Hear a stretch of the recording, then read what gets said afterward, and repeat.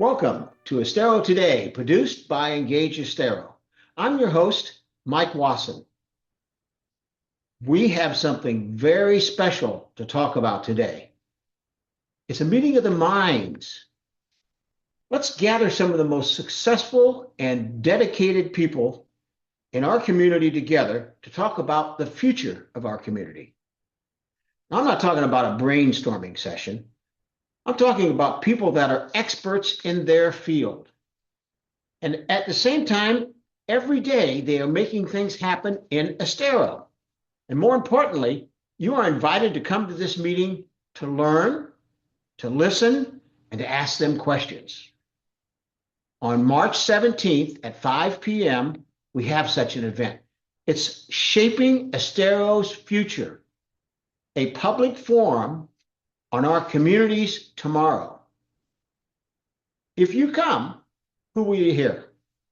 Well, Nick Cameretta of Cameretta Companies, one of the largest developers along the East Corkscrew corridors. David Hoffman, chairman of the Hoffman family of companies. He's the owner and the operator of Hertz Arena, and he's a major developer in Southwest Florida. He just recently announced his company, big plans for the old Corkscrew golf course. Steve Sarkozy, the manager of the Village of Estero, will be joining us. Chris Simoneau, Lee Health's Chief Development Officer, head of marketing and head of the communications for Lee Health. And Asigel Teamer, she's president of Florida Gulf Coast University. This is an event you will not want to miss. And to tell you more about the event, I've invited the president of Engage Estero, Allan Bowditch, to join us today to share more details about the event and about the individuals who will be the panelists at the event. Welcome, Allan. Thank you. Glad to have you join us today. Allan, this is truly an impressive group of people that you've gathered together. Why do you think it's important that we have such a meeting at this time? Well, I think the amount of development that's already taking place, happens to cause some concerns, I think, amongst the public. But I think equally with the attraction of a lot more people who are, of course, coming to live in the area, not only in the village of Estero, but also on the outskirts in Greater Estero. I think a lot of people are looking to see what future developments and aspects of interest that can hold their attention, obviously provide families with a lot of entertainment. What is really going to be the way in which things develop for these families in the next 10 to 20 years? So I think it's very interesting and important to hear from these experts about their projections and, of course, their responsibilities for what's going to happen in the future. You know, the East Corkscrew area is one of the fastest growing areas. Mm-hmm. And you have two guests, the Cameretta Company and Hoffman Companies. Both their companies are very instrumental in that future growth. Maybe we could talk a little bit about that future growth along East Corkscrew. Well, yes, I mean, there's obviously been a considerable expansion. I think the current figures are that something like just over 20,000 people, I beg your pardon, are obviously living in the area just outside of the village at the moment. But with the plans for the development of the Kingston development and FDDF Farms, although that's not yet underway at the moment, they're waiting for permitting. And of course, just across the border into Collier County is another very, very large development. This whole area that's going to emerge over the next 5 to 10 years could well see a rise of something in the order of 50,000 to 60,000 people, in addition to the 20,000. I mean, that's obviously starting to be the foundation of a very sizable city. And so obviously it's important to examine what really is the pattern of that development and what lies in store for the people who choose to go and live there. Well, when you have that kind of growth, infrastructure is always an issue. I mean, it's an issue just for the village of Estero. Inside the village, infrastructure is a big question. But along that area out there, there's a lot of infrastructure concerns. Will that be part of the discussion at this March 17th event? Well, I think it's going to be a question certainly that we will ask, but I think it's fair to say that the panelists, of course, are not responsible for infrastructure developments. I know that Nick Camerata, on the other hand, as a developer, has himself put in a number of very important infrastructure issues. Verdana, for instance, has a very important commercial center, and it's quite likely that in the near future there will be, health facilities in that area as well. Equally, he has produced, a number of additions to the road infrastructure, at least within the areas that he's been operating, which, in some respects, one could say should have been left to the ordinary development, which is, of course, done by Lee County. But the big problem with infrastructure at the moment, it seems, is one of permitting. What do I mean by that? Well, that's, of course, the agreement that's reached, which in the past was down to the county, Lee County. They would agree the permitting, and that's where they review whether it's safe to build on certain land, what particular precautions have to be carried out for the aquifers and related to runoff, and so on and so forth.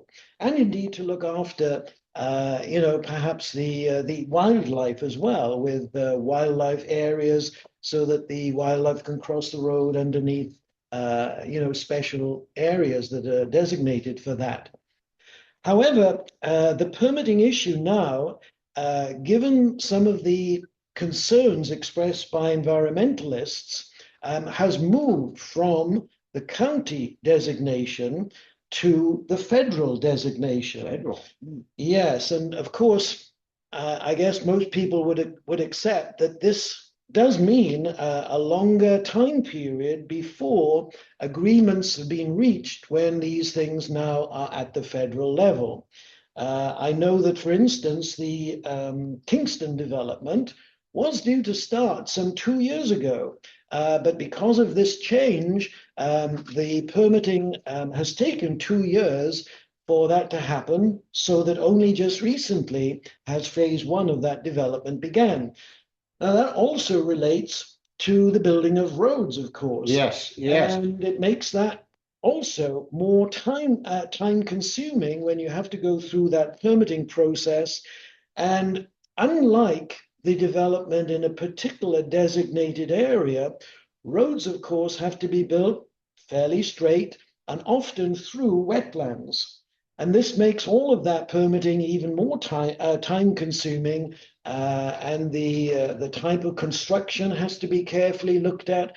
So roads can actually take even more than 10 years before they're actually in place from the time that they're envisaged. So, Engage Estero recently did a survey, and roads and road safety came out as a very high concern with some of the citizens in the general greater Estero area.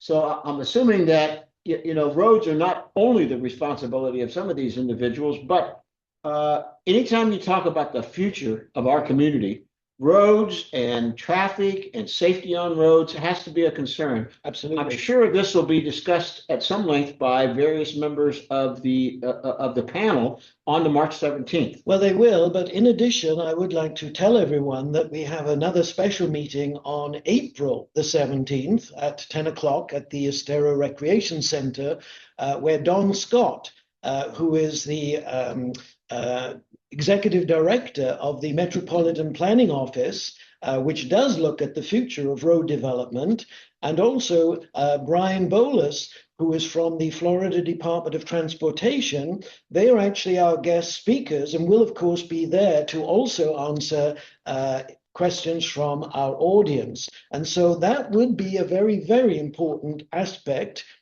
where people with concerns about traffic and road construction, I think, should obviously come to that meeting so that they can address their questions to those very important people. So let me repeat that. That was April 17th meeting. It's a special meeting just for roads and road safety by the individuals you just talked about. Correct. But there will be some discussion of roads. I mean, it's got to come up. It's an important subject to our future. Of course. At the March 17th meeting. That's correct. What are some of the other questions?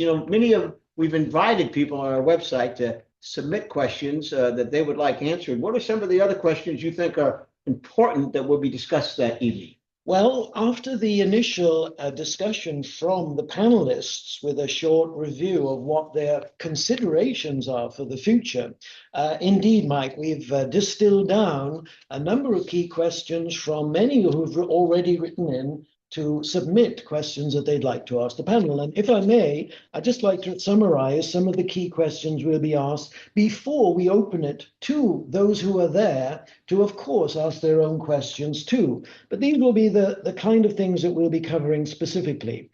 I would say that given the changing demographics of the residents in the Greater Estero area, younger, those with children, of course, is increasing. What will the panelists do to address this in their plans for the locality in the coming years? I think that's an important question. Children always want splash zones, Quite. always recreation areas. That's an important question. Right. And if you're raising a family, we're interested in what you're going to have. I think the other issue, which is of concern, and we've heard people talk about this, is how the aquifers will fare with this increasing development. Will they be depleted? And I think the panelists, some of them would be able to particularly address that, especially some of the developers and what precautions they're taking in that regard. The traffic is an issue which we'll be asking, and of course we'll be talking about the increasing traffic concerns for many, and why is it that there are no requirements for road infrastructure before new buildings take place. As I said, while people may be able to give a perspective of that on the panel, I think that's certainly be better placed in the April 17th meeting. Looking ahead over the next 20 years, we're going to see how FGCU would leverage its resources and community partnerships to obviously enhance the development within the Greater Estero area. And I know that Dr. Timur has a number of very important points to make about that. We want to ask Chris Semino about what developments Lee Health are going to be planning over the next few years to address this growing population, of course.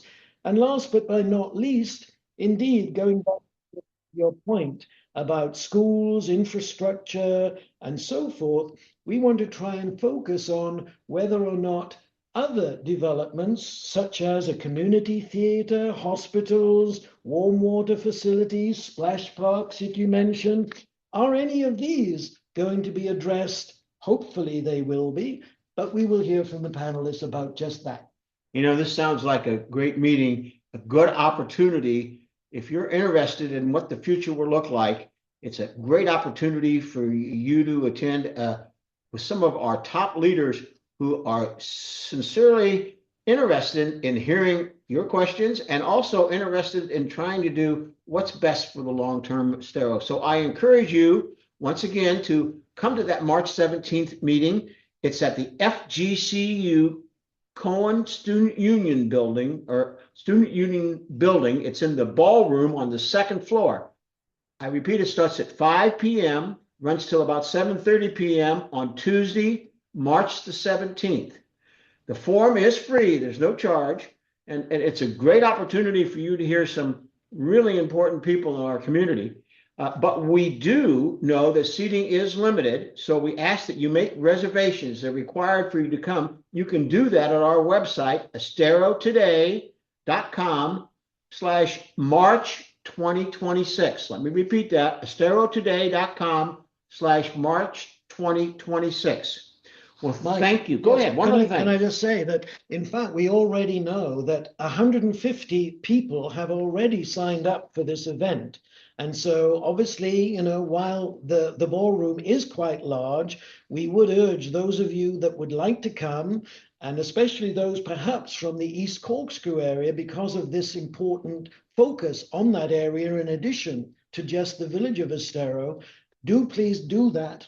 Sign up, as you suggest, as soon as possible. I'm sure we'll be able to accommodate you, but it will be a very busy meeting that evening. A very full evening, yes. Yes. Yes, we'd encourage you to send this video to some of your friends, especially if they live in the East Corkscrew area. We encourage you to pass this on to them. Well, thank you very much, Allan. It's been very informative, and we appreciate you taking the time to share with our audience an important event coming up in Estero today. And we want to thank you, audience. We hope that you have found this information interesting and helpful. If so, please like this video and subscribe to our YouTube channel by clicking on the bell icon at the bottom of the screen. And we encourage you to share this podcast with all your friends. Comment below or email us with your ideas for future podcasts. Our email address is info@esterotoday.com. That's info, I-N-F-O, @esterotoday.com. You can also find the websites mentioned today in the description below on the screen. Produced by Engage Estero, this is your host, Mike Wasson, wishing you a good week and hoping you can join us next week for more news on Estero Today.